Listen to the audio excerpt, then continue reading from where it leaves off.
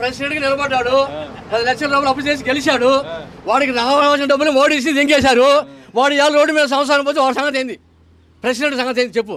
వాడు గెలిచింది అసలు పంచాయతీ ఎలక్షన్ తీసుకొచ్చేటప్పుడు ఎలక్షన్ పెట్టాలా? వాళ్ళు అప్పులు చేసి ఎందుకు గెలవాలా? వాళ్ళకి వచ్చిన డబ్బులు ఎందుకు ఎగదంగాల? ఎలక్షన్ ఇచ్చావు, పంచాయతీ నిలబడ్డారు. కాసేపు బాగా నేల ఇప్పుడు పంచాయతీ ఎలక్షన్ పెట్టావు, పంచాయతీలకి నిలబడ్డానికి డబ్బులు ఇచ్చి జనానికి ఏదో గెలిచి ఓడిండు. ఈ గెలిచిన పరిస్థితి రూపాయి డబ్బులు లేవు, అప్పులు చేసుకొచ్చిన వాడు గెలిచి ఉపయోగం ఏంది? పంచాయతీ దేనికి పెట్టాడు? ఇంకా అసలు పంచాయతీ పెట్టడం అవసరం. సచివాలయం పెయింటింగ్ చేసుకో, మరి సచివాలయం పెడితే పంచాయతీలు దిగుతుంది. అసలు పంచాయతీ ఎలక్షన్ పెట్టకపోతే వాడు బాగుపడేవాడిగా.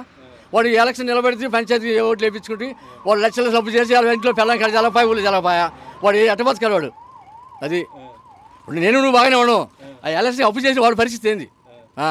పంచాయతీ పెట్టడం నీ ఇష్టమే, డబ్బులు ఎగదగడం నీ ఇష్టమే, మరి వాడి సంగతి ఏంది? ప్రెసిడెంట్ గా నిలబడ్డాడు.